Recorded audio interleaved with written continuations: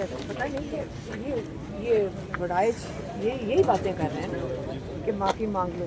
माफ़ी मांग लो का मतलब है कि आप कहो कि मैंने जुर्म किया। इमरान खान जेल में थे उस वक़्त, कैद में थे। आपने गैर कानूनी तरीके से उनको कोर्ट से रेंजर्स ने उठाया है।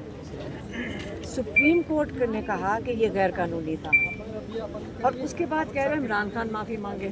कमाल है। अब खान साहब को जब उठाया गया तो खान साहब के साथ गार्ड भी उनके साथ मौजूद थे, लेकिन 9 मई में बाद में उन्हें भी शामिल कर लिया गया। तो आप नहीं समझते कि ये कम से कम फुटेज इनके पास मौजूद है, सारी चीज़ें मौजूद है?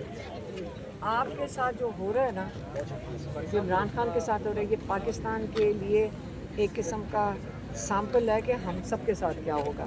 राना सनावला को सेनेट के टिकट दिया गया नून लीग की जानिब से, एजाज चौधरी वाली सीट पे, तो क्या कहेंगे आप?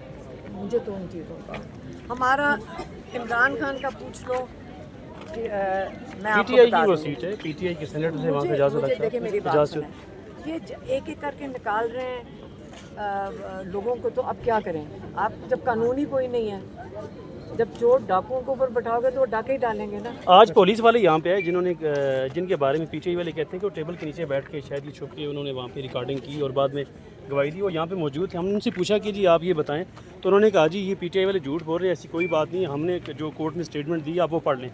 और उन्होंने बड़े धड़ल्ले से यहाँ पे उन्होंने कहा कि जी ये जो टेबल शेबल वाली कोई बात नहीं, लेकिन हम वहाँ पे थे मौजूद, हमने वो चीज़ें रिकॉर्ड की हैं, टेबल वाला कोई सीन नहीं है, ये सिर्फ पीटीआई कह रही है। नहीं, ये तो इन्हीं के लोगों ने कोर्ट में कहा है, ये खुद इन्होंने कोर्ट में कहा है। ये झूठे हैं सारे खुद ही कोर्ट में जाकर उसके बाद ये झूठ बोलते हैं। छोड़ दें इनको, या केस शेस कोई नहीं है, ये जो मर्जी कर लें। अब इन जितने झूठ हैं कोर्टों में आप जाके देख लें, सब के लिए शर्मिंदगी है, हुकूमत के लिए भी शर्मिंदगी है, कोर्ट्स के लिए भी शर्मिंदगी है।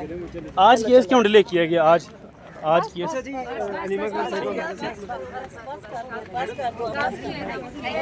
मैडम एक सद के दिल से